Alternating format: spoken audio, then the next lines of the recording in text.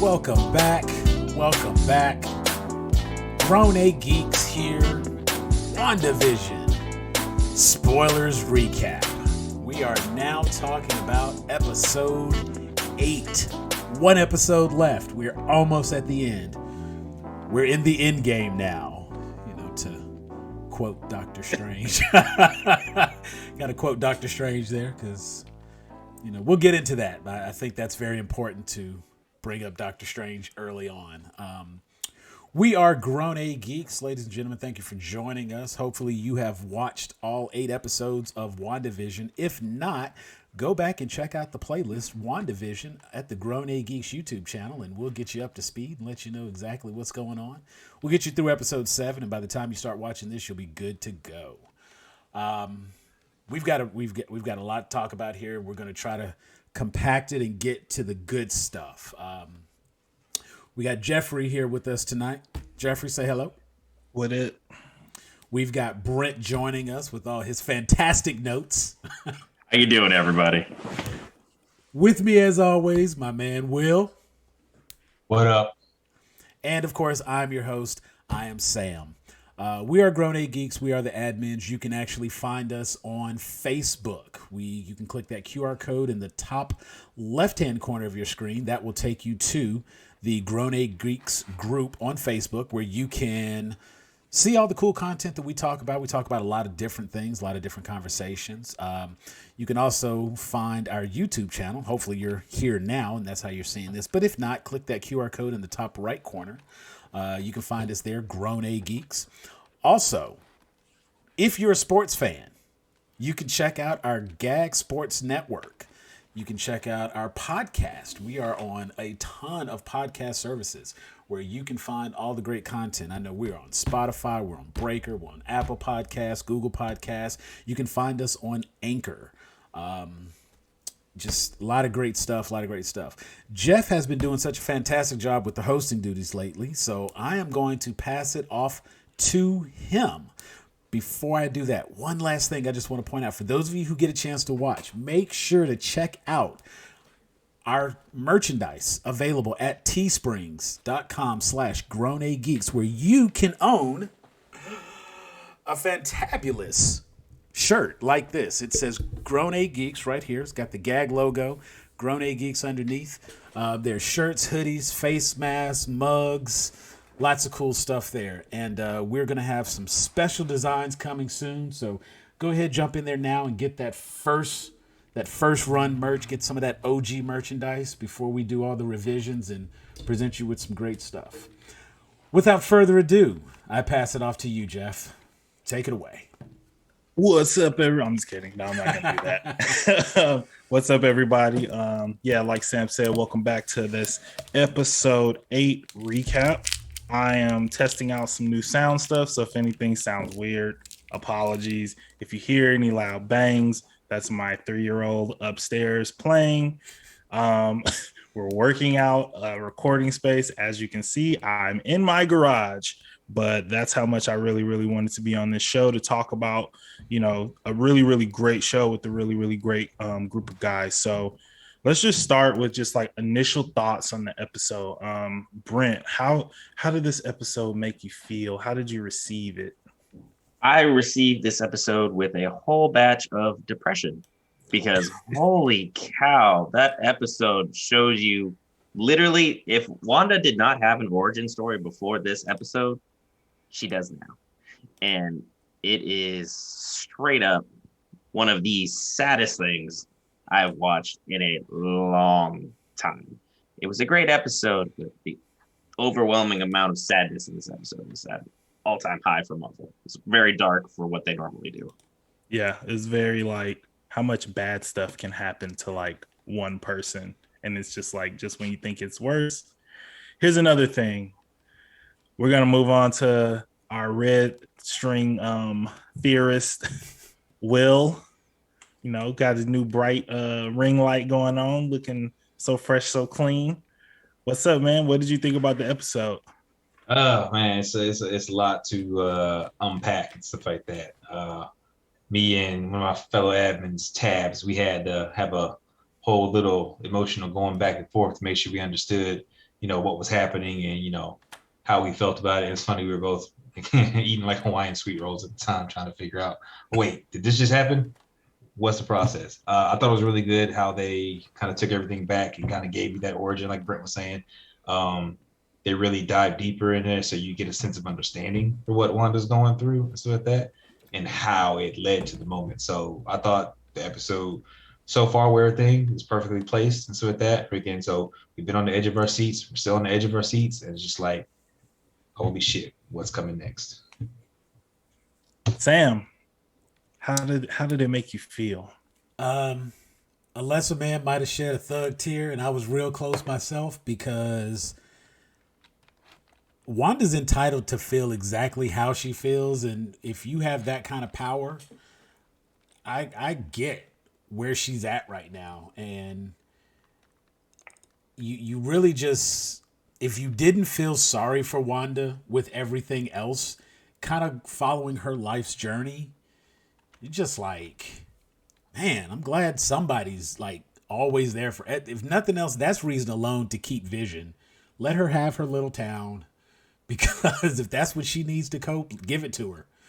Because if she was to take this another direction, who knows? Right. And she's just emotionally distraught, and it's just like one thing after another, man. The hits keep coming. So yeah, I felt that when it was hitting me in the heartstrings the whole episode. Yeah, I was in pretty much the same boat. I definitely think, we've definitely kind of talked on here kind of about the depression theme. And I think, a lot of kind of what we saw was just like the steps and how Wanda has just like had to navigate so much throughout her life. I think a lot of time, like, when we go back to when we got introduced to her in Ultron, we know she came from like a government facility and Hydra and all that stuff like that. But, you don't have the kind of traumatic experiences that we've gotten with all our other heroes and like learning their backstories. Well, for the most part, I mean, whenever Black Widow comes out, I suppose we'll like learn more about that too. But for the most part in the MCU, we kind of understand on a core level like what our heroes have been through and what they've had to endure. And here we kind of get a picture of Wanda doing just what she can, you know what I mean, and just like something bigger than her working through her. And I found that like really, really like fascinating. So in an effort to really try to like, as I don't know if any of our viewers have noticed, but our episodes have gradually been getting a little more organized and shorter, more succinct to the point. So we're going to try to go through the recap, because like the thing that we really, really like, and we know that our viewers like, is really for us to get into like our theories and opinions and really start mixing it up on the episode. But obviously this is a recap episode, so we have to kind of go into detail about some of the things that happen. So we're going to kind of split the show in half. First half is going to be recap, and that's what we're going to go into now. So opening, on the episode, we open with Agnes / Agatha. Now that's been revealed at the end of last episode, we're back in the like crucible times, and she's tied to a stake, and she's going through a witch trial. By other witches, no less. Yeah, by other witches, it's revealed, and it's her own coven that ends up, blasting her, and she's accused of stealing magic, which is a very common like thing for bad witches to do if you read like any witch stuff. She was rushing the process, using magic that was far advanced beyond her. And her point of view is, well, it's not my fault I'm powerful enough to like handle it, essentially. And why do I have to wait if I have the power to kind of like do this? So they all try to blast her, and she does the classic comic book reverse blast. We see her purple energy that we saw at the end of the last episode, and then boom, we're back in the basement. And I found this portion to be really, really fascinating. I'm going to talk just kind of about everything that happens before we go into the recap, just like recap that, and then we'll talk about it really quickly. Okay. She does the villain monologue with Wanda, and as she's walking around, she's becoming increasingly surprised by how little Wanda understands her own power, because she's showing her like basic things, and she's saying things where it's just like, yeah, if you were like a basic witch and just like studied to do little stuff, you would know exactly what I'm talking about, but I see you don't know what I'm talking about. So like, what is going on? And I think, you know, she gets to a very, very important question. It's just like, who are you? Like, she keeps asking over and over, like, who are you? I've been waiting for you to reveal yourself. I've been trying to wake you up. I almost did it with Pietro. And, you know, I think Agnes is really a character. Agatha is really a character that we have had mixed conversations about, but I was the last one to get on board with her and her sentience and stuff like that. You know, I need a little more proof before I put my red string on the board. I'm stingy with my red strings. But what did you guys kind of just think about this opening as a whole? Just our like a reintroduction to Agnes and seeing her in a new light, seeing her past, and also seeing like her with Wanda and her kind of this kind of like weird, like almost like, how did you get so much power? Who are you? Because you don't know the basics type thing. I'm gonna start with Brent because I see Sam has something he wants to say. So we're gonna make him wait. All right. Basically, it's weird that Marvel decided to do an origin story for someone that they consider a villain, because most Marvel villains don't really get their whole origin. It's just, oh yeah, I'm bad. I'm here. This is what I do. And for Agatha to get that small origin part was definitely more satisfying for her character development. I can't say enough good things about the actress portraying Agatha. Catherine Hahn.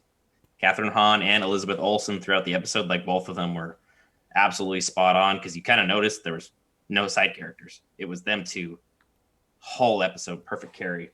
The weird thing that I got was Agatha's mom. Her crown like appeared when she was trying to blast Agatha, and it was like a weirdish purple thing. Like, if you go back in the comics, doesn't that kind of look like the Tome of Terranara or Terrana from the Atlantean Princess? Like, I know I'm throwing out way crazy left field red strings here, but like, that crown definitely felt out of place. But Marvel doesn't show you things unless it wants you to see something like that. So this is kind of feeding me along, as you called me the Easter Bunny a while ago. They're just starting to give me the eggs now. So I thought that was definitely weird. I know Sam's got something to add on. Yeah, for sure. Let's make it conversational. So, yeah, definitely with in the order of the witches, I suppose it would kind of indicate that her mother would be considered like the witch queen, and you know, her having that that particular crown lends to the amount of power she should have. When all the other witches were down, you know, the mother still thought, well, I can take her out myself. And at that point, she, you know, began attacking directly. What stood out to me most? I was also like, well, if you're that powerful, why aren't you just like blasting with the other witches like at the same time? Why are you holding back? That was like just like a weird thing that I noticed during the episode. But yeah, go ahead. Well, I think, and to that point, I think it's, at the end of the day, it is still her daughter. And that's actually perfect, because that kind of goes into my next point. Brent mentioned just a moment ago that we typically don't get the origin story for a villain. And I believe we got this origin story because, as I saw throughout this episode, I view her less of a villain than I would have previously. Her interactions with Wanda when they're down in the basement, you know, she's talking to her, and like you said, she's like, you know, Wanda's like, "Who are you?" She's like, "Who are you?" You know, and she's like, "I was drawn to this place. You've got all these spells going on. Like, how did you do this?" And it's almost a sense of admiration coupled with confusion, and It's it almost like relates Agnes went into it like, I want you to teach me how to do this. But then, like, as she's talking to Wanda, she's like, wait, you don't even know how you're doing this. So you can't teach me. So, like, right. what's going on here? Like, I can't get what I want from you because you don't even know. You don't have the like, what you're answers to doing. the questions I'm Exactly. asking. And I think it even dates back to the conversation she was having with her mother, where she's like, you know, I have this power. Teach me how to use it. Because she actually pleads, instead of saying, like, you know, just teach me how to use this power I have. And the Coven, they're like, no, you're too powerful. You've dipped into the, I'm guessing, the dark arts or whatever. There was a visual element in that moment that stood out to me. All the witches' power was blue. Every witch that was shooting had blue energy. And right before we see the purple come out, there's this aura of like this orangish, reddish, goldish kind of power flowing around. And then we see Agatha go purple. If Agatha had been a witch, her power would also be blue. But blue and red make purple. And so that visual element stood out, even going back to like one of the previous episodes where the tome, whatever book that is, and I'll let Brent talk about that, but whatever book that is or may be, had that same orangish reddish energy. So the fact that Agatha's power is displayed as purple, of course, that really stands out. And that was something that I zeroed in on and was just like, why is hers purple? Maybe it's blue and red, which of course make purple. So she sees all this red energy with Wanda and she wants to get more of that red energy to maybe dispel the blue. So, oh, get your button. Yeah, you muted yourself. Yeah, sorry, my bad. There you go. You have any thoughts about Agnes, the opening? Just like, how did that affect your red string board? Sure. I think with everything with Agnes, so like Brent brought up the crown and stuff like that, and I can never say her name right, but what Zeradna, she was, you know, the one that I think Brent was referring to earlier, so that, but she's primarily white magic and stuff like that. So it kind of makes sense with, you know, the mother. So I think was, you know, practicing white magic, so like that. Her daughter starts doing dark magic and so like that. So yeah, there's going to be a clash. Especially, I think that it was at that moment in time when she pretty much sapped the other witches and stuff like that. She had enough power to, at that point, then counteract her mother and stuff like that and take over. And I think, again, this shows me Agatha.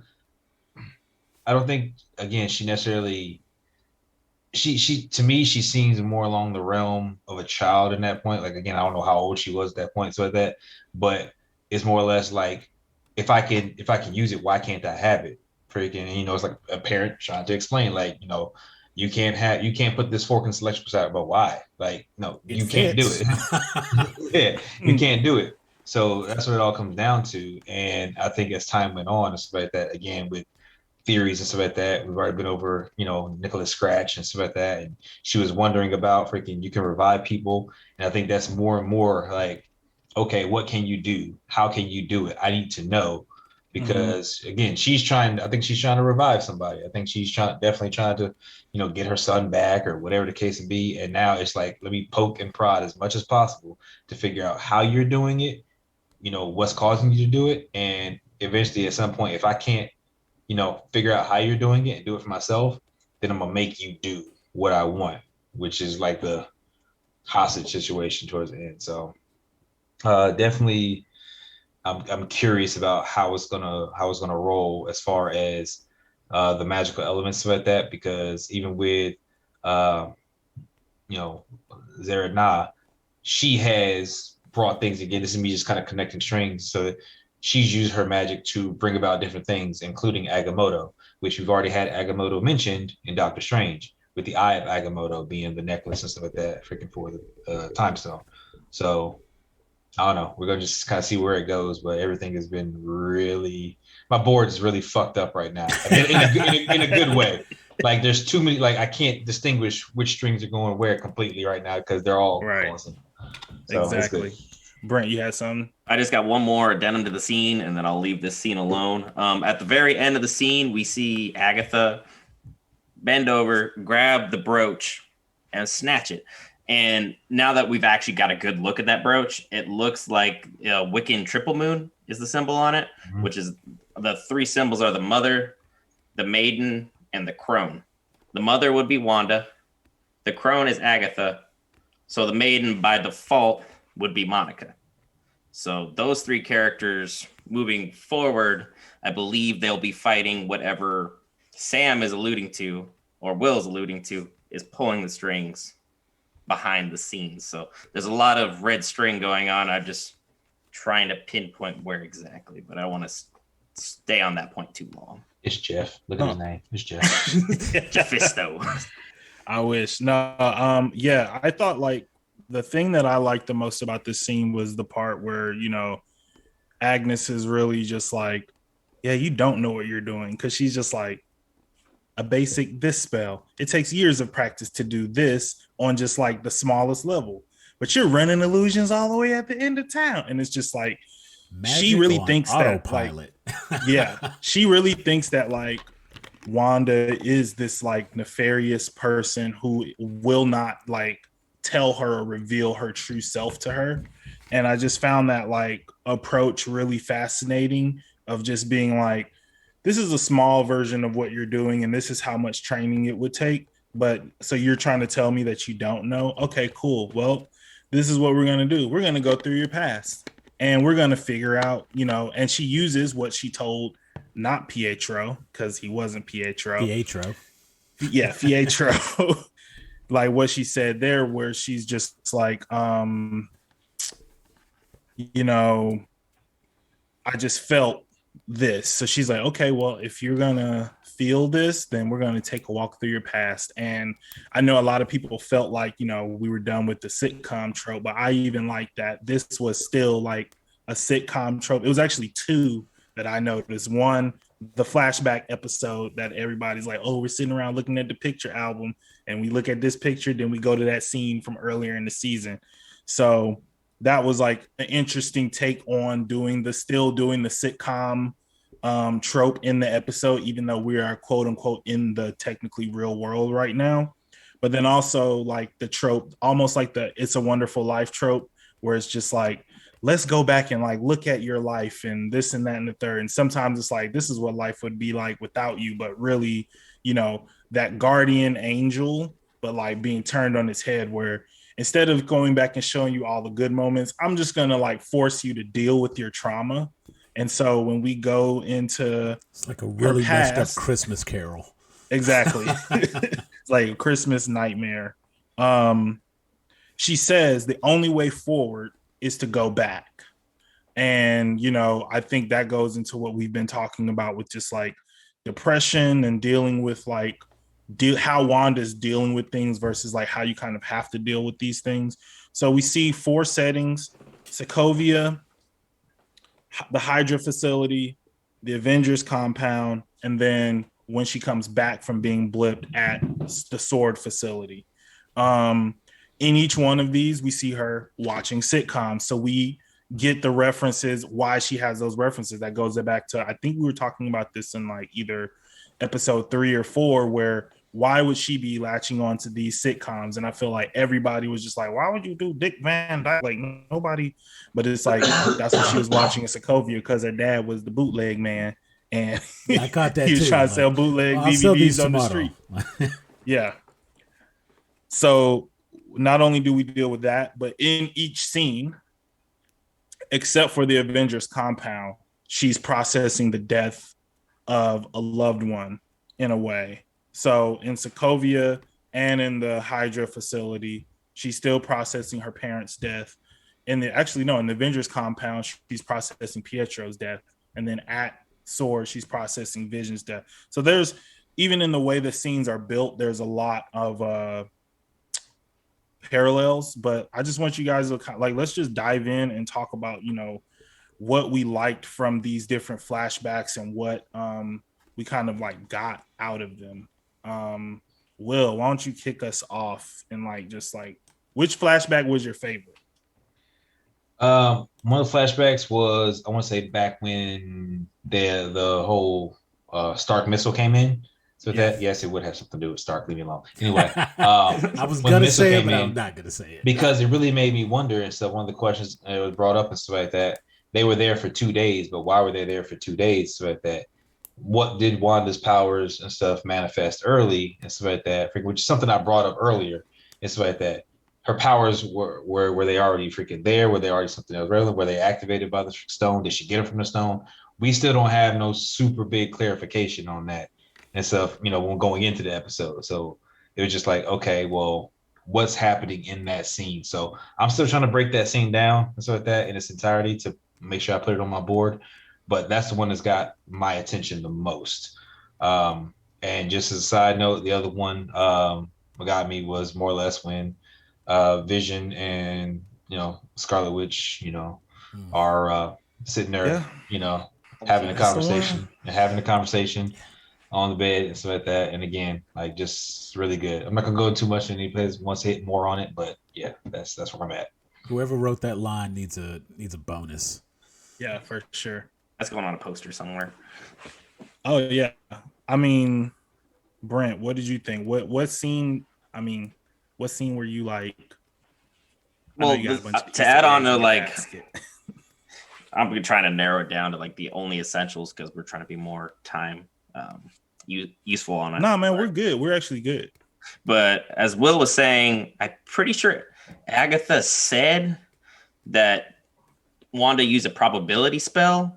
Well, she asked. She was like, "So what'd you do? Use a probability spell, blah blah blah blah." Because Wanda stuck out her hand, and then the missile. She points it out as a speculation, not asking her if she did it. She's Wanda says it just didn't blow up. Yeah. I think it was like a dud missile from Wanda's perspective, and I think as a viewer, you don't know, because when you look back, you're like, "Well, is it that or is it this?" Wanda don't know she got these powers, so yeah. Intentionally confusing. Yeah, exactly. It's if she was born with it, it gives a whole new train of thought to everything that is going on and changes the entirety of her character. But the scene that I really got stuck with was when she was in the Hydra facility and how the stone literally chose her. It popped out its socket and came right at her. And then she sees the vision of who she is as a Nexus being. That could have been her from a different universe, but it's still the same person throughout. Literally chose her and gave her powers. And it, in a weird way, it seems like Wanda is being treated like this Phoenix level power with all this aura and stuff. And it's weird how Marvel did a better job in 10 minutes illustrating that than X-Men did with 2 shitty movies. So that was... No, yeah, I was definitely getting Phoenix vibes too. I actually had to stop myself from writing Phoenix when I was writing the notes, just because when you see that silhouette, the black silhouette with the orange and everything around it, it just, visually it screams Phoenix. And then also I think Agatha says there after, because Agatha always makes a little comment after each flashback, and she says, "So you came in contact with an Infinity Stone and it unlocked what would have otherwise died on the Vine," which leads to one theory that I'm going to talk about in theories later on. That's our photo right there. I got my own board that I'm going to slide into the red string room and just see what y'all think about it later. So I see a whiteboard behind you. I got a lot of theories. Okay. Sam, the flashbacks, what were you feeling? Not feelings, but feeling what did you like and stuff like that? Obviously, I was very much a fan of the Avengers Compound flashback. I think that kind of summarized the connection that Wanda had the connection Wanda had with Vision. of course, when you look at the entirety of the scenes, each one of the flashbacks, of course, kind of gives you some insight to this character of Wanda. And everything we've had from Wanda up to this point has just been real time, what's happening today.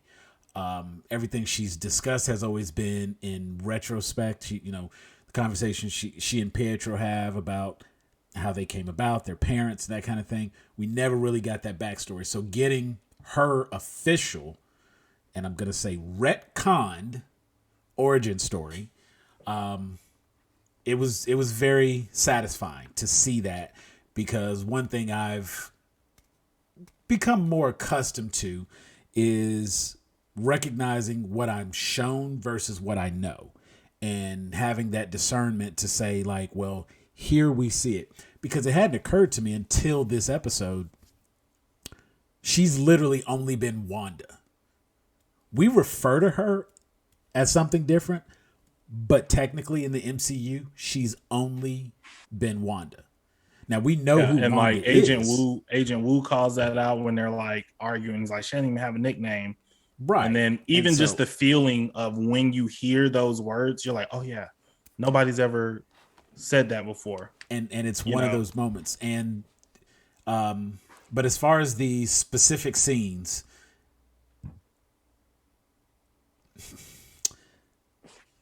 the opening scene of her as a child, or the first flashback of her as a child, was perhaps the most telling of who Wanda is, because that is perhaps the most traumatic event I think a person could, experience firsthand like that.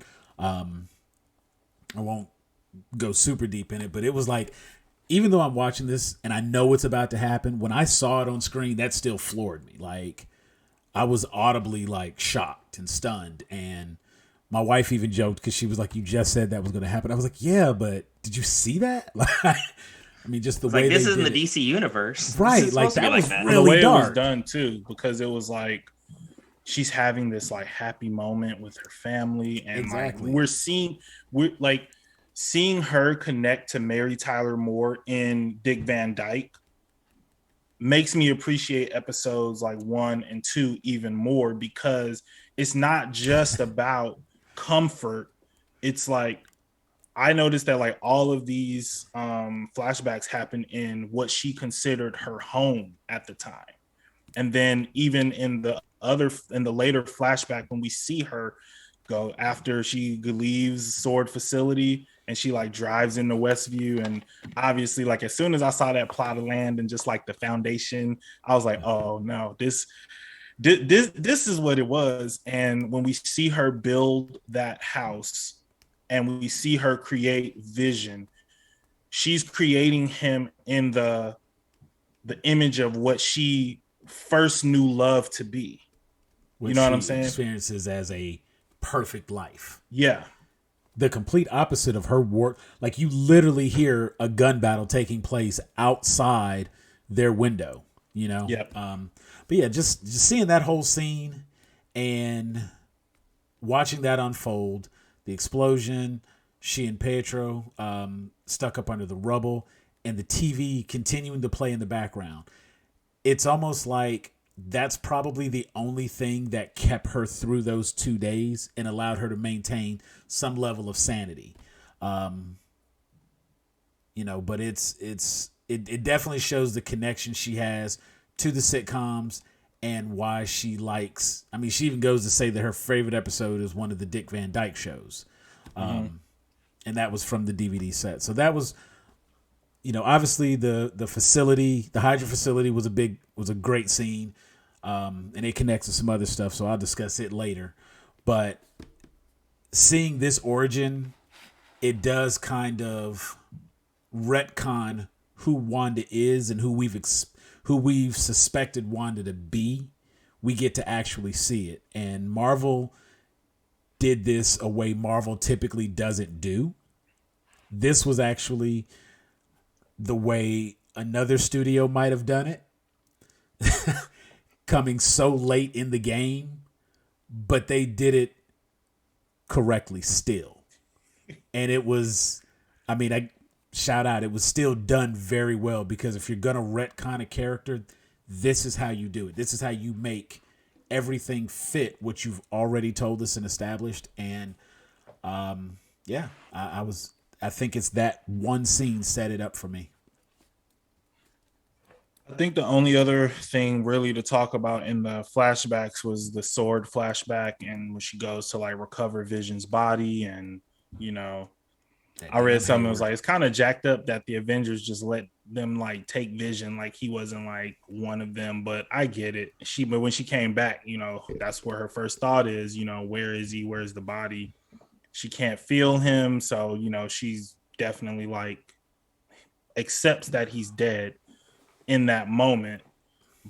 But that's not the story that we got from Hayward in the beginning, you know.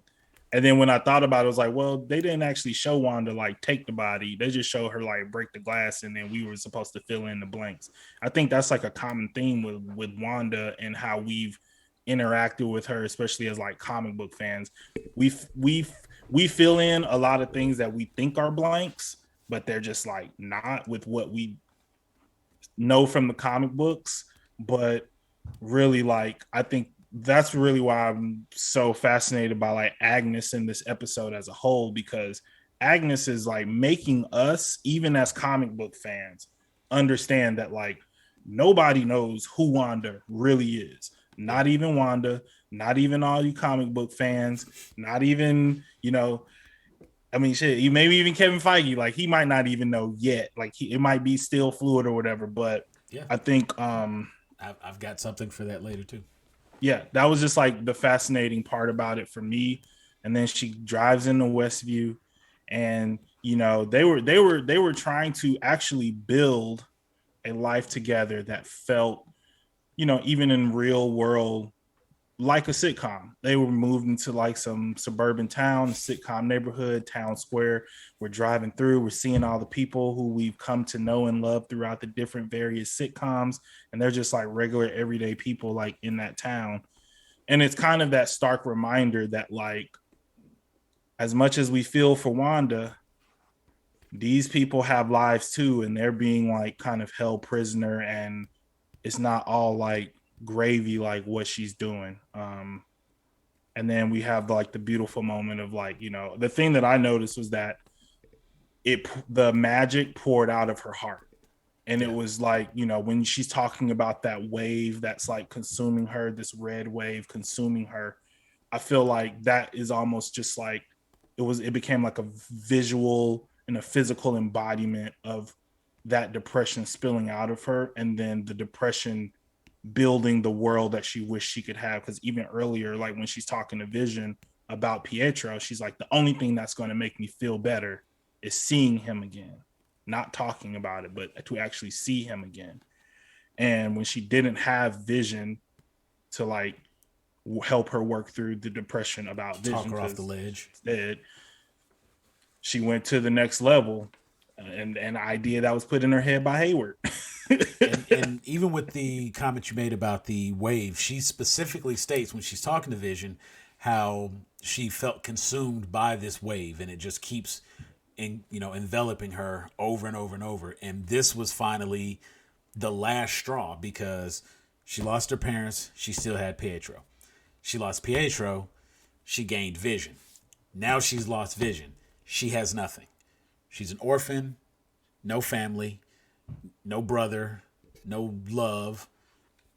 You know, she's kind of hated by the community because of the incident in Lagos, you know what I'm saying? So she's racked with guilt from that. You talk about some PTSD, this woman's going through it. And the last straw, when she finally goes back to see Vision's body at the facility, not being able to see him there, you could see that was like her breaking point. And from the previous, you know, the last time we saw her like touching to the Mind Stone, and, you know, she's telling Vision like, all I feel is you. And now she's like, I can't feel you. And she knows that he's gone.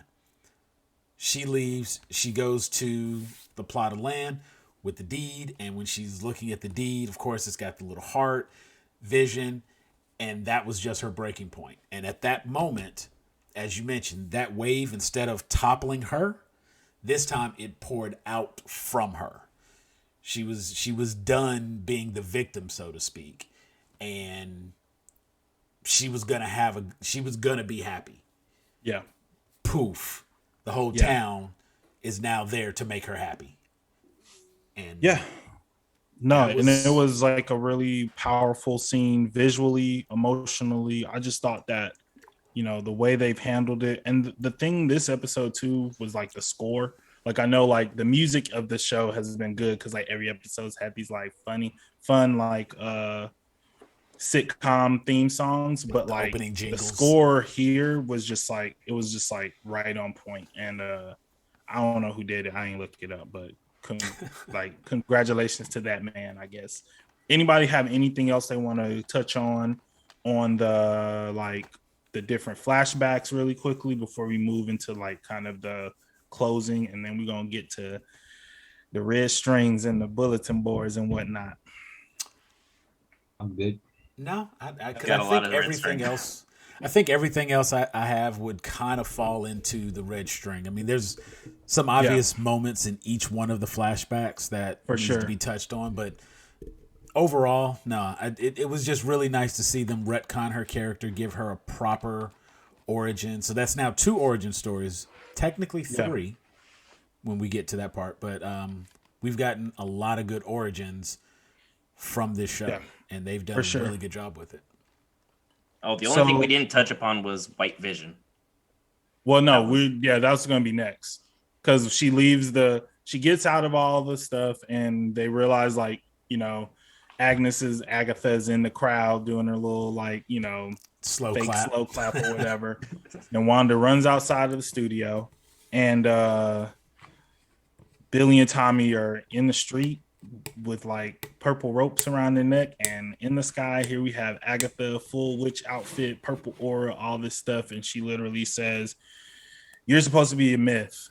You have no idea how dangerous you are. You're working with chaos magic. You're the Scarlet Witch." In credits. And that's like the shocking one. So this is the first time we hear Wanda call Scarlet Witch on screen in the MCU. And then we get a mid-credit scene, White Vision. And that's not to refer to his race. He just literally is White Vision as opposed to green and red. So, and it just so happens that reveal, of course, being Operation Cataract, because when you have cataracts, you have the little white clouds over your eyes. So interesting. I think that they obscure your vision. I think that ties in really well to White Vision with the cataracts, Operation Cataract. So anybody got any like details, anything they want to touch on with like either of those 2 scenes? Just like yes, I do. Yeah. White Vision. This was done part of the whole like Vision Quest and stuff like that done, where Hank Pym rebuilt Vision, stuff like that. As a whole breakdown. I remember they had him, and this was it. None of the stuff came to me. So when I started seeing everything, I was like, oh, how did I miss this? Like, I go back and start looking, and the thing is, it jogged my memory and stuff like that. When I brought Sam some comics the other day and stuff like that, by Bird. Babe, I need more red string. And I was like, yeah, pretty much. So basically, like in the comics and stuff like that, when he's reassembled and brought back stuff like that, one of the things is like, why the white color and stuff like that. And like, my name is Vision. I'm meant to be, like unearthly, freaking, like he's meant to not fit in and stuff like that. So that's one of the reasons why he keeps that, because he's emotionless and everything is just about him being the weapon that he is, which all of this leads to a few things that when you start going back and looking through the episodes and stuff like that, freaking like they did the which episode was it, where it was the I think it was the Bewitched episode or something like that, like where they were in the grocery store, stuff like that. Yeah, like the Grim Reaper's helmet was featured there, and that's somebody that the Vision primarily fights and stuff like that, which brings it back around to a whole storyline with Alex Lipton. Bear with me, I'm kind of jumping around all over the place, but we know Vision originally in the comics got his his memory, his whole sentience, so that from Wonder Man's whole little psyche and stuff thing. Well, when Vision was rebuilt, so that later on he ended up getting his somewhat of his psyche back when Alex Lipton, who was dying, so that his memory engrams were transposed onto Vision and stuff like that. And it was just enough where it didn't catch, but it was just enough for allow Alex Lipton and his wife, he's not necessarily important, but to say goodbye. But Vision retained enough of that to function a little bit more unlike sentience, so that he had more of a little bit of a feeling and stuff like that, which is kind of something in my head. Again, red strings all over the place and stuff like that. Can Wanda do something similar, impose memory engrams onto Vision to bring him back and stuff like that, to use him for something? What's going to happen with him? Is he going to be the overall villain? Are they going to fight for a little while? Can they fight inside the Hex and so like that and be Vision versus Vision? What's going, like, I got freaking stuff all over the place, but I just want to get the background over White Vision and the entire Vision Quest storyline, which I can't remember how many issues. I know it was like plus like 40 something issues and stuff like that, of that entire narrative. So they got a lot to work with here. Yeah, and then of course Ultron came into play, which is something Brent said earlier throughout the couple episodes and stuff like that. But again, that's a string I ain't connected yet, but it's there. Yeah. Anybody else on these last two, like, kind of quick scenes after the flashbacks? The only thing I want to say is I'm basically predicting next episode will be a Vision versus Vision battle, and somehow like they will like do a whole Dragon Ball Z fusion come together, and Vision will come back to life thing. Because Paul Bettany was screwing with everybody when they had interviews. Like the very beginning of the show is like, yeah, there was one actor in particular I always wanted to work with. What if the actor he was referencing throughout this whole show was just himself? Just to be even more meta than the show's already been. Yeah. Maybe. I wouldn't put it past anybody who has signed a Marvel NDA. And honestly, the only thing with that, and of course, that's one of those, I've got a tack on that one. That string is hanging. I have a tack on it only because, kind of going with what Will was saying, you all remember I mentioned Simon Williams previously, and that is Wonder Man. And part of Vision's, like in Vision Quest, one of the ways that they are able to restore Vision, if you will, is of course he's copied from essentially the personality of Wonder Man. And previously Nathan Fillion had been cast, and like there's some Easter eggs back, and I have to go back and figure out which one it is, but there's some Easter eggs showing Simon Williams on a movie poster, because he was an actor and ended up doing these experiments and gained all these powers and such. And he was on and off an Avenger for a lot of different stuff.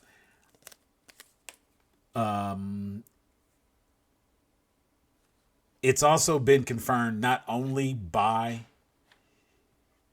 Olsen herself, actually said that there was going to be someone, like there would be a big cameo as well. So I can't connect that string to anything yet, because it doesn't seem like the two of them together would have worked that out. I think that there is still, because we still don't have the engineer, so we still have the option for the cameo there. We currently don't know what's going on with Monica and Pietro, so there's still potential with this last episode to do something different. And if you recall, when we discussed it, we've established that there has not been a scene with Doctor Strange and Vision together. Ergo, it is always possible that Doctor Strange could be that cameo. So I can't quite connect that string, although I wouldn't be shocked if they did have Paul Bettany versus Paul Bettany, and that be the cameo he was talking about. That wouldn't shock me at all. Well, that goes into kind of like theories and red strings, and let's start pulling on some. I have one that I started with. This is not the big one I was talking about earlier. Oh man, just like why there. I could just only because it's connected to like Hayward. No. And it's kind of just like, why would he lie and say that Wanda stole Vision at all. You know what I mean? If he knew that she didn't actually do it and he had the body. I have like a theory on why, but I didn't know if that was like a question any of you guys like asked. I did ponder that, and that takes me back to I think that just further establishes what a jerk this guy is. We've not given him enough credit as the bad guy, and he is a bad guy. Obviously not I don't think he's the big bad, but You opening a piece of gum? say what? Are you opening a piece of gum? Oh, was my mic picking that up? I That apologize. Mexican has everything. Gotcha. I set it down. I was like, dang, that shit sounds juicy. Well, I don't have my fidget spinner, so I was trying to. You see, I'm like trying to do something with my hands here. But no, like Hayward is. We've discussed previously how he is anti-hero, anti-superpower, and he wants to turn everybody against Wanda in hopes that that will cause her to use her powers. I believe the conversation he had at the facility was intentional, and the conversations he's had up to this point have all been intentional. And ultimately, it ends up being Stark, once again, who gives Vision life. When that drone comes back out and it's got the crackling energy around it, it's that drone's radiant energy that is used to actually power this new Vision. He's got a little arc reactor in his forehead instead of the Mind Stone, so I thought that was a cute little touch. And to answer a hypothetical, how did he get out of Wakanda? There was really no one there to claim Vision, and with him not being a sentient individual, it was very likely Tony Stark himself who might have given those rights away, if you will. In his mind, he probably would have given it to S.H.I.E.L.D. S.H.I.E.L.D. and S.W.O.R.D. working in conjunction at that point. S.H.I.E.L.D. being dismantled by the time we get around to the events of Infinity War. But keep in mind, there was a whole 5-year period that he would have had to acquire. So even though during that time in Endgame, when we meet him, he's not doing it anymore. He's like retired. He's like off living the life. So of course he's not gonna keep Vision's body at the Avengers compound. Ain't no Avengers compound. Well, there is, but it's like he's gonna give it to the people who, and he's gonna give it to the people who he sees as like protecting the Earth right now. Best fit to be in charge of it. Yeah, and he's a sentient weapon. And at the end of the day, I think like Stark's whole thing was, if it's a weapon, it needs like oversight. Regulation. It needs oversight. Yeah, for because sure. That's initially what he wanted Vision to be. Like when he was creating Ultron, the whole point was for Ultron to be oversight and be that blanket that protects the Earth. Ultron had other plans. Fortunately, Jarvis was good enough to get in there and steal those plans at the last minute, hopped in the body, whoop, whoop. But yeah, Hayward is, he's a bad guy. He's not the bad guy. I just think he's a bad guy. And I think it's because he has this hard on for being against heroes. He's still, got an obvious chip on his shoulder because of everything that happened. He was like, you heroes have all this power and you couldn't save the people when we needed you. Well, maybe we don't need you. We have. Well, my thing is this actually, like if S.W.O.R.D. is all about controlling sentient weapons, eventually like that includes superpower beings. Like if you're gonna, like for me, like if you're gonna be like this power hungry like director of like that kind of facility, and you look at what happened to S.H.I.E.L.D. being like infiltrated and whatnot, I think you look at Wanda, right? Because like first he sends Monica out there just like on a whatever mission. Because like first day back, when we send you a little easy sum, I need you to take this drone, do XYZ, meet Agent Wu. When she gets sucked in, I think he feels like responsible for her, obviously, because of his relationship with Monica's mother and who she is and their own relationship and the fact that he sent her and she got like sucked in. But then when he gets there and he sees Vision walking around on TV, and he knows he has Vision's body back at Sword facility, it's like, well, who is this? How did it happen? Because when you tell somebody you're not going to just take $3 billion worth of vibranium out of here and just go do whatever you want with it, and then I show up and you're on TV with the exact same thing that I told you couldn't have, and I know the one I have is back at the station. Yeah. So what is that? And who made it? How did it get made? And I think it's where can I get and I think it's one of those where it's like I have to control whoever made that, because we've had all these people working overtime doing this, that, and the third to like work on the one that was already built, and there's like another one walking around like 3 days later. Nah, fam, not on my watch. Like I feel like he probably said that in the debriefing. He was just like, not on my watch. Like this isn't walking around. So anybody else got Hayward Vision theories before I roll out my big board? I don't know, Hayward and stuff like that. Again, I was playing around with so many things in my head and stuff like that. If we were playing the mutant angle, I'm like freaking, maybe freaking, he's in the pocket of like Bolivar Trask or some shit. They're kind of setting up freaking Sentinels or something. If Ultron wasn't completely eliminated and stuff like that, he may, they kept him on a USB or some shit waiting to download his ass back into something else. I don't know. Like, anybody see my Ultron flash drive? This thing can go several ways like that. Scrolls popped in my head, maybe because again, Secret Invasion storyline and stuff like that. He could be a Skrull, stuff like that. And with the Fantastic Four on the horizon, like, hey, maybe that's the Skrull that sets up to end up being a Super Skrull and stuff like that. And that gives us a bad for that. Like, I don't know.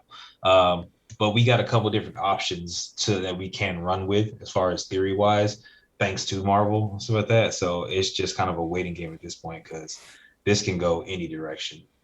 For sure. All right, is it time? I'm waiting on you, man. I have theories, but it's not pertaining to that. All right, so we'll jump into yours first since you're new with it. Will, you saying mutant actually leads right into my big board theory idea. Now, this is a self-contained board that does not have a red string that directly connects to any other boards or red strings at this moment. Okay. So, in this episode, we basically see Wanda get her powers unlocked, right? By the Mind Stone.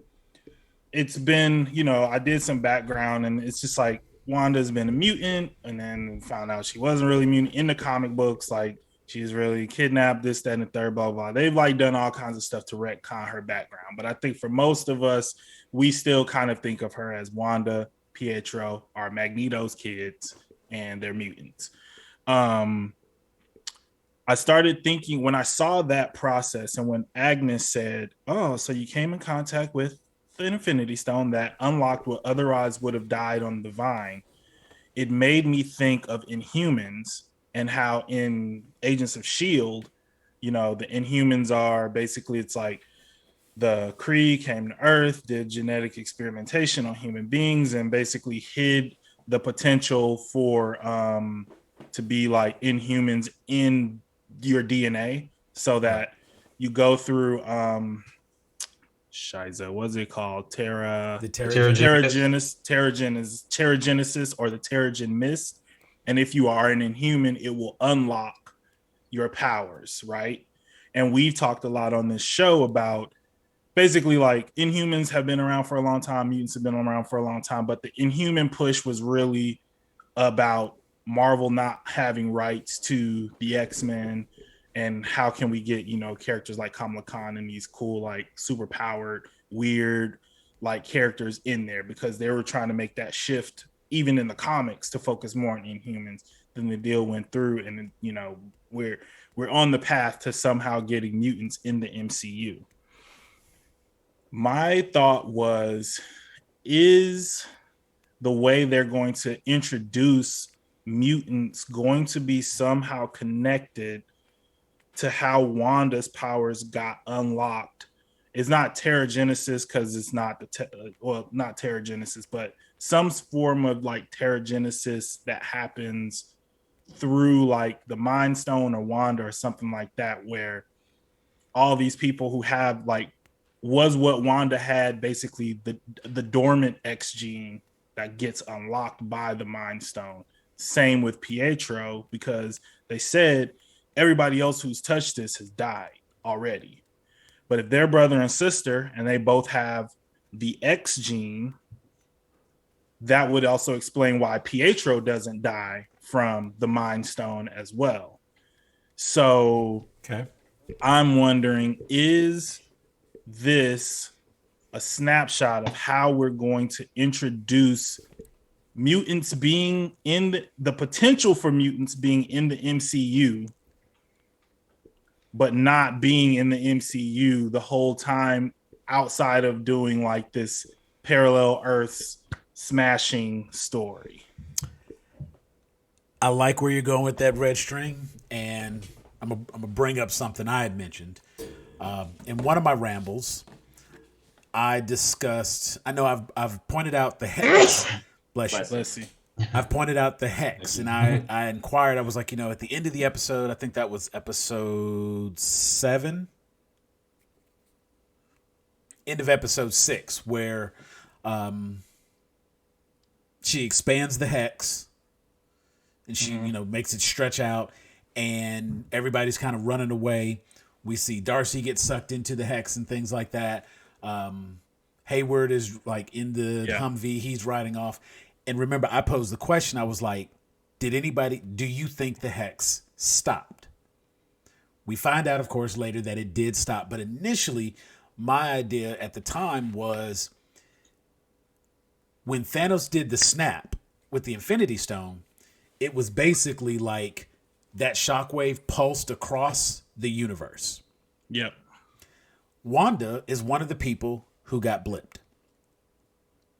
Yep. Wanda came back with the second blip.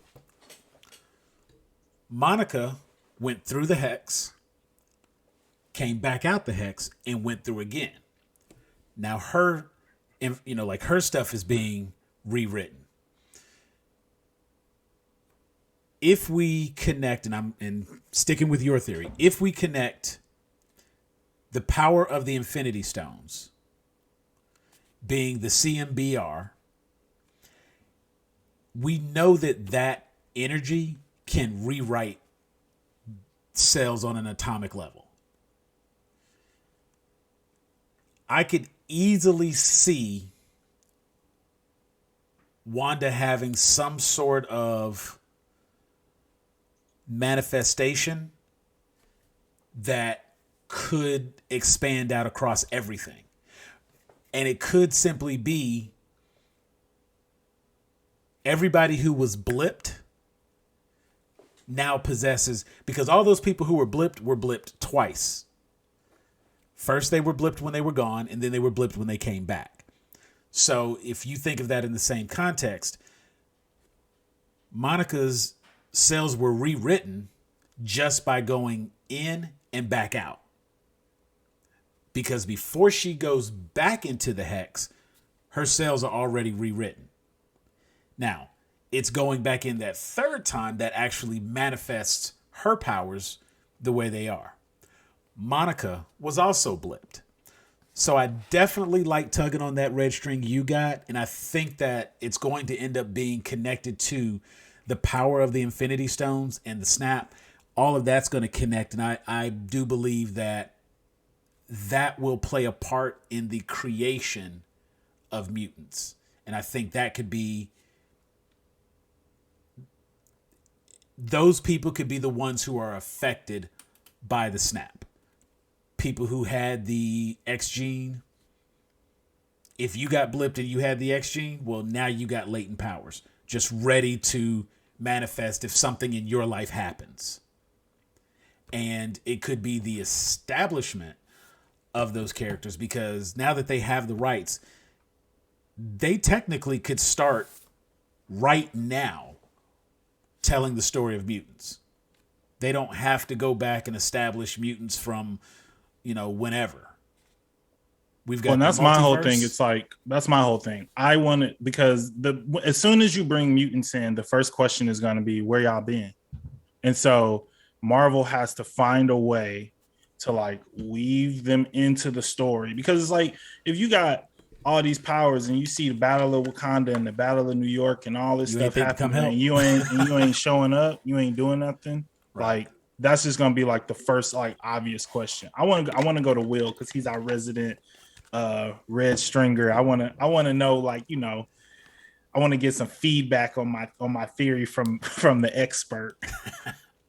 Now, with everything with bringing the mutants in, you're definitely right. They have to have some type of valid explanation, and of course, I mean valid within the confines of the MCU to explain how mutants suddenly appeared. I'm a big fan of the Scarlet Witch being the mother of all mutants, and it kind of going from there, allowing her to essentially trigger the change or the manifestation. I think that it could be a thing to where, towards the end of this fight or the end of this show and stuff like that, she explodes to like a big wave, big enough to encompass freaking the entire earth, so that you can trigger a whole lot of stuff that way. I still think that it's leading somewhere with the multiverse of madness, so I mean, it's a red string. I can't connect it anywhere. It's pinned to the board, but like it doesn't have a destination at this point because we're still trying to figure that out. But that is still like where you're going with it is easily number 2 on my list of where mutants can come from. Again, I'm still leading towards the multiverse having something to do with it. And I think that the two can actually be one and the same. I think you can literally bring it together and stuff like that, because with something as, altering as the blip taking place and stuff like that, as well as, different multiverse realities, whether they be crashing into each other, interacting, again, the word probabilities have come up. Just something happening within one multiverse and stuff like that can affect another, if it's done in a certain way. Again, with the crossing, like we saw in the Into the Spider-Verse and stuff like that, different things start affecting the other realities. So you take all of this together and stuff like that, and you can literally just, spread all the pieces out on the table, just see which ones fit. But we got a lot of options. So yeah, where you're going, that the way you explained it definitely moves it up to number 2 on my list. And I just want to see how it pops. I'm still hard on this, Sword is like making freaking robots or sentinels or something. They got the blueprint, I think, for it to kind of go from there and stuff like that. So, and like what you're saying before with everything that happened with Stark and stuff like that, I definitely think that, again, it was that suit of armor around the world. He knew that, something needed to be done, and Vision was willingly given, because technically it's his property now, or it was his property at the time. So yeah, we're here to help. Yeah. So that, because remember, that's what the robots could say, we're here to help. So that's what pop echoes in my head, so that like we're here to help, and that's what they're doing, but it ends up not being as helpful as it seems. So yeah, I like your theory. I like where it's going. I really want to pin this somewhere. All right, so that's me. That's my one theory. I know who all had like a theory that they wanted to get into. I know Sam, you did. Will, I got a little something. I'll go in. I'll put me on we the got end. a lot of theories, and mine's gonna be Brent. long. Okay, well, I've got a short one actually. Okay, Mine is actually short. Words I thought I'd never hear, leading Right. to words I thought I'd never say. Sam, you go first. All right. I think that I had said previously on one of the other theory videos that I don't think we're going to get a big bad by the end of this show. As I was really kind of sitting back thinking about it, this show came to us out of order. We're getting this earlier than we were. Well, we're technically getting it later than we were supposed to get it, but we were supposed to get Falcon and the Winter Soldier first. And last year, of course, pandemic and all of that, a lot of stuff got changed. June 2020, they had reshoots for WandaVision. And I think ultimately it's going to be Agatha is going to be her mentor. Agree. And, you know, we always try to talk about the comics and how it relates and whatnot. In this particular case, we've seen a lot of stuff with Agatha. And one of the very first scenes that stood out to me was when she was on trial by the Witch Council. She is on trial because she has powers she shouldn't have. And rather than, she's asking for them to teach her rather than kill her. They don't go that route. They decide to try to take her out. She kind of goes, like, she's literally about to die, and whatever power's in her then manifests itself to protect the host, as, you know, these things happen, and it takes out all the other witches. And she tells her mother, like, I can be good. She doesn't want to kill her mother. She still ends up in that battle. They lock up. She ends up taking the brooch, and fast forward. That happened in the 1600s. It is now 20 something. So that means she's already like over 250, 300 years old. So she's been around for a while. She's seen some stuff. Wanda comes along. She's got all this power, and all Agatha's doing is like, how are you doing this? Teach me. Like, I almost feel like she would have said, like, teach me, show me. I think that's exactly what she was doing. She can't get that because Wanda can't give her any answers. So, you know, she's asking questions, she's probing, she's pushing. She even says that she tried to wake her up from this reality, you know, from this false reality. And we come to realize that she hasn't really done anything malicious. She hasn't really done anything evil. I'm air quoting there for those of you listening. And so you kind of start to wonder, like, well, what's her motive? And I had pointed out before, when the twins were saying, like, after the death of Sparky, and she's like, you know, mommy, you can do anything. You can even bring back the dead. I felt like Agatha was genuinely shocked and hopeful almost. She was like, wait, you can do that? Because she even talks about Pietro. You know, like she obviously knows about necromancy. She mentions that. She drops that conversation when she says, like, you know, Pietro's body was on another continent, so necromancy was out of the option, and she had to go another route. So what we're gonna see by the end of this show, and I think this is gonna be next episode, there's gonna be a showdown, and it's gonna be this other vision, real vision, and I get Wanda's vision. That's weird to say. The vision that Wanda created, there we go. The vision that Wanda created is on his way back. Monica's running around somewhere. We don't know exactly what's going on with Pietro. But since we know he's being controlled by Agatha, when this other vision comes in, Wanda's going to, like, freak out and want to attack that. Agatha doesn't want Wanda to go out. Even though she's like, you know, ooh, you're the Scarlet Witch, I got to stop you. She still wants that power. So she doesn't want her dead. She just wants her power. And since she already sees she can kind of trap her and control her and stuff, I don't know what her plan was with the kids to try to, like, you're not going to, like, threaten the kids and bring Wanda out in the open and then expect you're going to beat her in a fight. So I think she's still going to try to convince her to, like, you know, let me help you. Let me show you. She's going to do what her mother didn't do for her, and she's going to try to help Wanda. That's my theory. Cool. Brent or Will, who wants to go first? I'm just going to comment on that real quick and let Brent do his thing. I'm just going to comment on both of theirs. I like where you're going. I'm kind of leaning the opposite on yours with that. I think Agatha wants something, and she's trying to get Wanda to give it to her. So I definitely want to see where this kind of meshes up in the next episode. I'm taking everything you just said, and I'm gonna put it on my board and kind of see where it goes. So come on, Brent. I want to see what you got. I like how you lobbed that up. Both you basically set up where I wanted to go, because mine's gonna be long, and there's gonna be a lot of rhetorical questions. So I'm gonna need some audience participation at a certain point in time. So bear with me, folks who are listening to this audio. Don't take all day to dribble up the court. Slam that bitch. Come on. Okay. Basically, we've already established that Marvel shows us things that they want us to see. Correct? Right. Yes. Did we see Shield?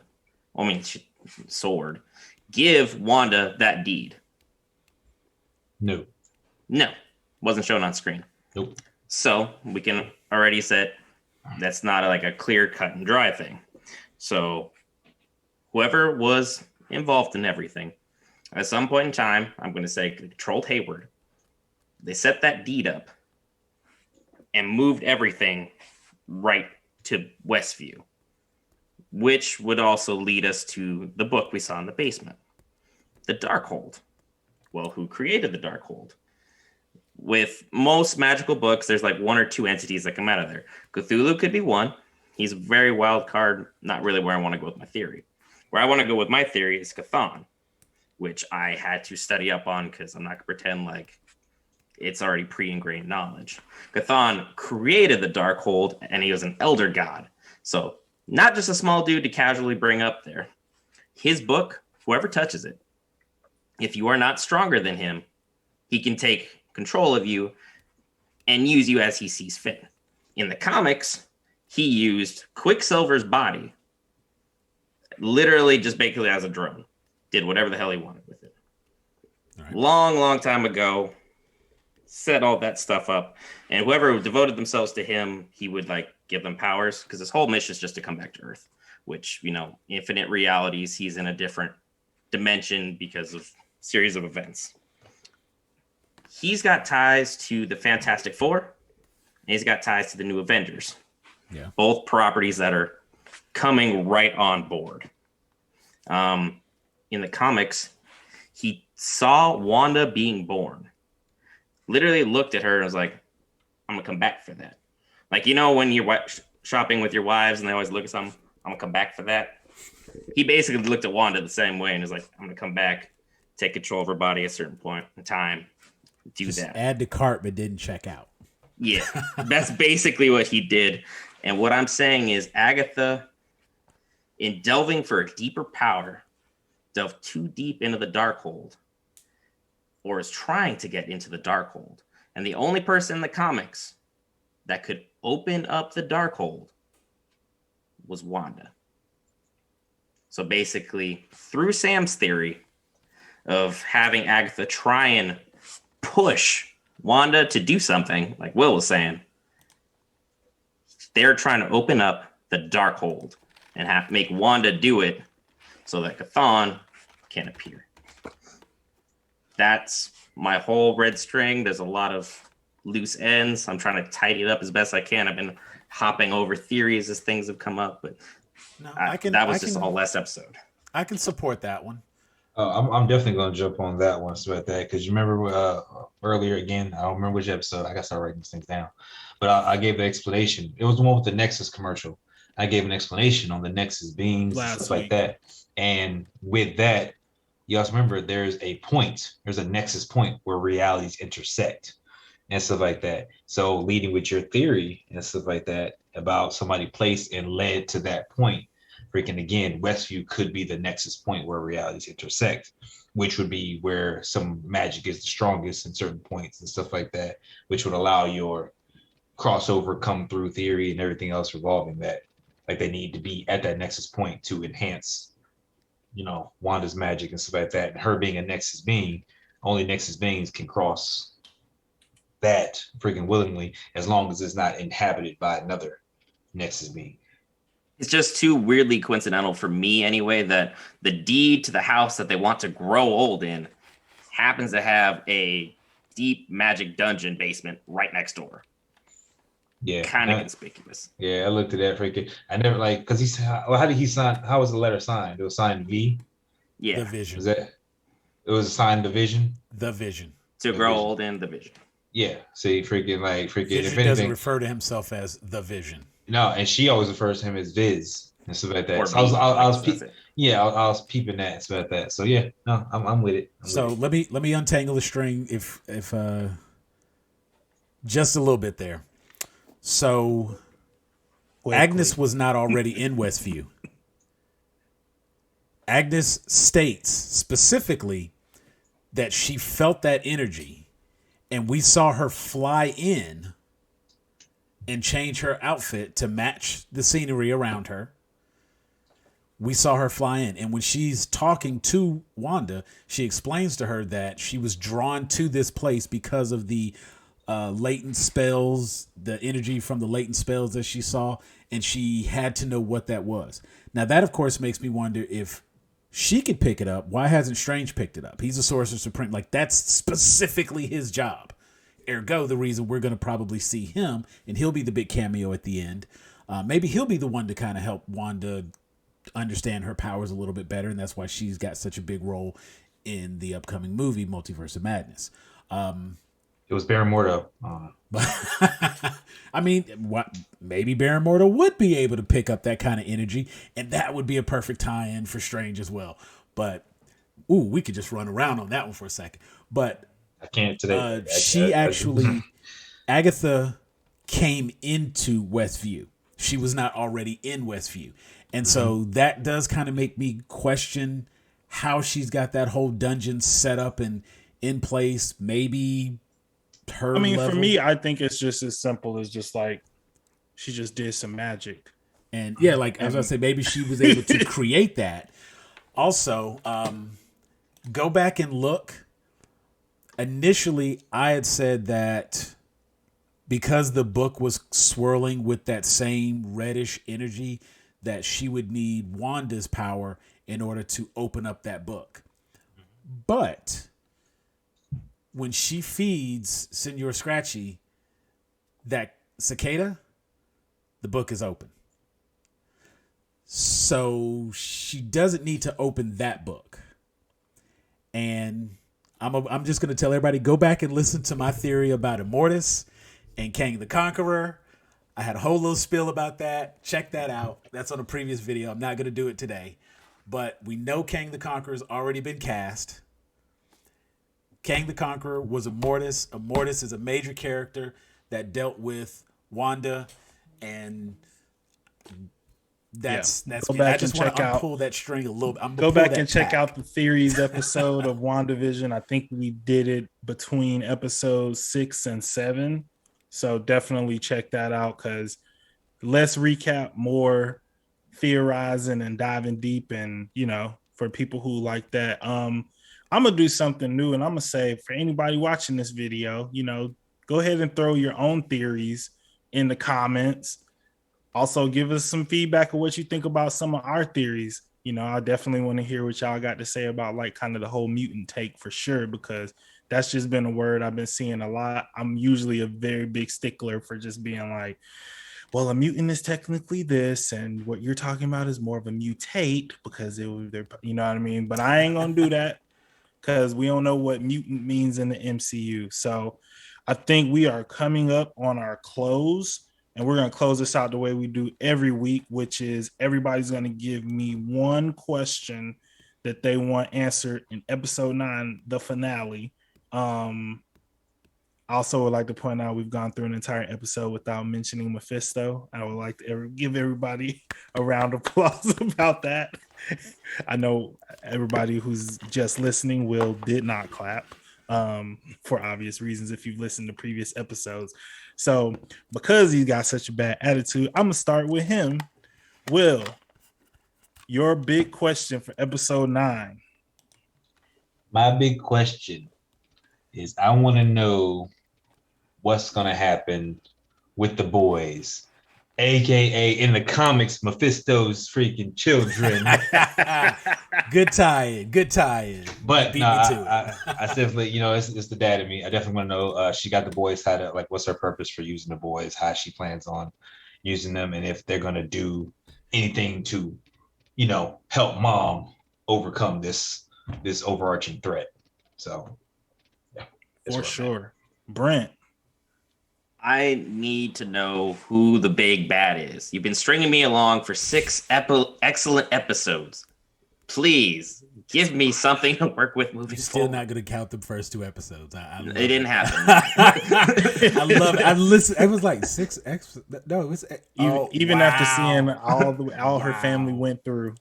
Mm-hmm. But you know what? He's Can I tell you something dark on top of that? Like when that bomb blew off, I literally laughed because I didn't know what else to do. I was like, It was shocking. Oh, It was that's a horrible. shocking moment. And that's what I'm saying. The way that happened was just so jolting. Like, and I knew it was coming, and it still. I was like, oh my god. Like, Yeah, I jumped even the second time I watched the episode. I was like, I know it's about to happen. and then even it the blew up. CGI of the way the bodies, like, Yeah. dang man, I felt that blast. For I sure. felt that. All right, so we got what's happening with the kids. We got who's the big bad? Sam. Big question for episode 9. My question for episode 9 is going to be, what are the teams? Monica, who's going to be fighting who? We saw Monica's eyes were glowing when she looked at Pietro. So I think she's going to see maybe a corpse, or she's going to see that he's possessed and somehow she's going to be able to see the energy swirling around him like she was able to see the energy in the basement. So that's going to be a fight. Vision versus Vision. I think that's going to be a fight. Can Vision actually, well, that's a separate question, so I won't ask it, but Vision versus Vision, Agatha versus Wanda. Is it going to be everybody versus Wanda? Are the kids going to help? 6-man tag team match. Right. Like, I want to know where the Teddy battle Long lines. Who's fighting who, and who's on what team? That's what I want to know. That's because I see all these battles about to take place. The showdown is about to happen. We're coming up to the last episode. Are they about to like go right at it, and then all of a sudden, boom, Strange pops in. It was like, hey, whoa. Not here. Waiting for the glowy circle. Right. Just, what is it like? You'll have the little slide ring. Wax on, wax off. All right. So my question is, what is Agnes's end game? I think throughout the show, we've kind of assumed she was like the medium boss working on behalf of a bigger boss, and now we're approaching episode 9, and I don't really see personally any traces of a bigger boss happening, at least in this show. It could signal something for the larger MCU future, but as of right now, if we're doing this in 3-part chunks, at the end of every second part, we've been left with like some big cliffhanger and something drastically different about like one of our characters. And so now we have Agnes showing her full power, revealing her true self. And so, I have questions about like, why was she so interested in the fact that Wanda could revive somebody? Because you would only be that interested in that if you wanted to bring somebody back. And then even starting the episode with her diving into the dark magic, what would possess her to, like, the daughter of the leader of the coven should know better. So what would possess her to try to like dive into that dark magic that she knows she's not supposed to have at this time? Is it because she's trying to bring somebody back from way back then, and she's just been waiting all this time for the right person to be able to like help her do it? I just want to know what Agnes wants. Like, we know what Wanda wants now. We know why and how the hex was built. But Agnes being there and continuing to stay there because, she's powerful enough to leave. Clearly. We've already seen that she's powerful enough to keep Wanda out of her head, do all this other stuff. She's more advanced than Wanda in terms of knowledge. So that makes her powerful enough to counteract just Wanda's raw aggression. So why did you decide to stay and try to wake Wanda up as opposed to just like leaving if you weren't actually really trapped there? So really for me, it's like she does want something from Wanda beyond just wanting to know who she is. Because if you were like, oh, you're the Scarlet Witch, if she's as dangerous as you're trying to make it seem, first thing to do would be, get out of here, get out of the hex, get as far away from that power as possible. But you grab the kids and are using them as leverage. in order to get something. So what is that? What are we going to like kind of walk away understanding about Agatha and her motive of staying there and trying to get so close to Wanda and being kind of the helpful neighbor character, like assuming that role on her own has always just been like a means to an end. And so obviously the season finale, so I want to know kind of what that end is for Agnes more than Wanda, because I know her story extends beyond this. She's going to be in Multiverse of Madness. Whatever happens to her is going to have implications in a further movie, and we'll figure that out later down the road. But, you know, Agnes might not make it out because sometimes these things happen. So I'm really curious to get like her story kind of like wrapped up with the nice bow of just like understanding like why she stayed in the Hex. So she was there to deliver the line Scarlet Witch. That's her whole that's her whole purpose. That's it's just like Marvel, episode 9 starts with her just like riding out of the Hex on a broom, like I've done what I came to do. Right. Goodbye. You know, like I mean, we already know that Mary Poppins is part of the MCU. You know what I'm saying? Like she exists, so she's just gonna like float off and that be on her way. There's nothing else for her to do. She's done her job. She delivered her line. All right, guys. Well, that was great. We kept it tight. We got it done. Definitely make sure you check out Grown A Geeks Facebook group. I never know which corner is the right QR code, but we on Facebook. We're on Instagram. Definitely check us out in both places. Smash that like button. Smash that subscribe button and ring that notification bell just to make sure whenever Grown A Geek has new content coming out, you get it right on time. Get it piping hot right up. I'm just kidding. I'm not gonna do that the whole time. my YouTube voice. My fidget spinner. But yeah, we're gonna wrap it up, and we will definitely be back for episode 9. So I think what we're gonna do is we're gonna do an episode 9 recap, and then we're going to do a red string theory to try to link between basically what do we think after the finale, how the implications move forward in the MCU. So those are going to be 2 different episodes. So when you come back next week, you're going to hear about, you know, series recap, series finale recap. But then we're also going to have a separate episode where we can get really, really deep in some of those juicy theories. So definitely that's why we want you guys to leave comments below, because we want to read some of those comments and incorporate them to the show and kind of give our takes on some of you guys' theories as well. Does anybody have anything? I think that would actually be a good show to do live. It could be. Let's figure it out. We might launch our Red String Theories videos as a live. Yeah, we will have. Yeah, we can figure that out. We'll have an admin chat and get to the bottom of all of that. But for episode 8, Wanda, actually, before I close, anybody have anything else they want to plug? We got a lot of plugs in at the top, but anybody have anything else before we wrap? Check our merch out at teesprings.com/grownageeks. Get you a cool shirt, hoodie, face mask, mugs. We got a lot of cool stuff there. Be sure to check out stuff. Tight. Yeah, buy the t-shirts. All right, guys. For Sam, Brent, and Will, I have been Jeffrey. Thank you very much. Peace out. We will see you guys next time. Peace.